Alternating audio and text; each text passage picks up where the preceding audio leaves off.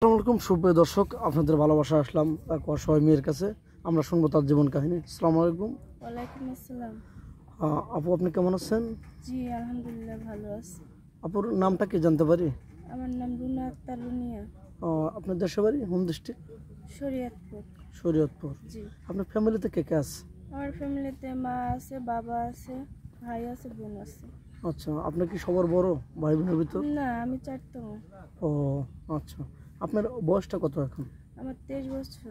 13 বছর। আপনার কি আগে বিয়ে হয়েছিল? হ্যাঁ, আগে বিয়ে হয়েছে, একটা বাচ্চা আছে। বাচ্চার বয়স কত? বাচ্চার বয়স 9 বছর চলতেছে, রানিং। 9 বছর না? বাচ্চা কার কাছে, আপনার কাছে থাকে না থেকে তার স্বামী নিয়ে গেছে? না না, আমার স্বামী নিয়ে গেছে ওনাকে। ও, এখন আপনি একদম একা? হ্যাঁ, আমি এখন আমাদের ক্যামেরার সামনে কেন আসছেন? কিছু হেল্পের জন্য না বিয়ে শাদীর জন্য? না, দেখা গেছে অনেকে আছে হেল্প করে, আবার আমি একটা সুন্দর একটা মনের মানুষ খুঁজতেছি।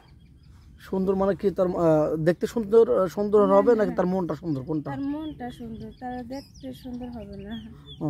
আচ্ছা, যাই হোক, আপনার আব্বু কি করে? আমার বাবা কৃষি কাজ করেন। কৃষিকাজ করে কি সংসার সেরকমভাবে আন হয় না বা দিন চলে না?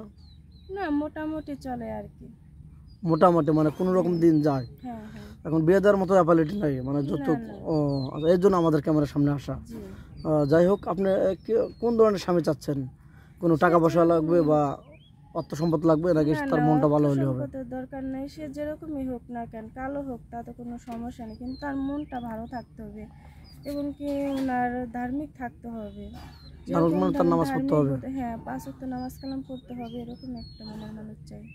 আচ্ছা, আপনি এই ভিডিও তো পাবলিক হচ্ছে, দেশ বিদেশ থেকে দেখছে, কোনো প্রবাসী বাদুল বিয়ে করতে চায়, আপনি কি ইচ্ছুক? হ্যাঁ, অবশ্যই ইচ্ছুক।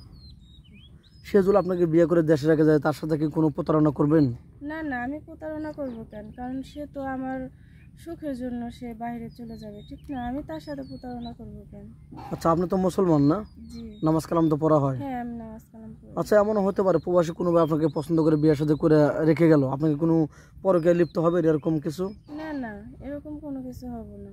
এখন তো অনেক সুন্দর করে কথা বলছেন, কিন্তু তখন তো আপনার মনটা পাল্টে যেতে পারে যে না, ও তো বাইরে আছে, আমি পরকে কেউ সাথে দেখবে না, এরকম তো হবে না তো? না না, এটা কখনোই হবে না, কারণ ওরকম স্বভাব আমার নেই। আচ্ছা, আপনাকে যৌথ ফ্যামিলি ভালো লাগে না সিঙ্গেল ফ্যামিলি ভালো লাগে? আমার যৌথ ফ্যামিলি ভালো লাগে। এমনটা কেন? এমনটা আমার ছোটবেলা থেকে, মানে সবার সাথে হাসি খুশি ভাবে থাকতে চাই, মিশতে চাই। তাই? হ্যাঁ। আচ্ছা, আপনার ভিডিও তো পাবলিক হচ্ছে, দেশ বিদেশ থেকে সব থেকে দেখছে, আপনাকে পাবে কিভাবে? আপনার ফোন নাম্বারটা দিয়ে দেন। আমার তো ফোন নাই, যে আপনার নাম্বার আছে ওই নাম্বারটা দিলে আমার পাবে তারা। আপনার কোনো ফোন নাই? না না।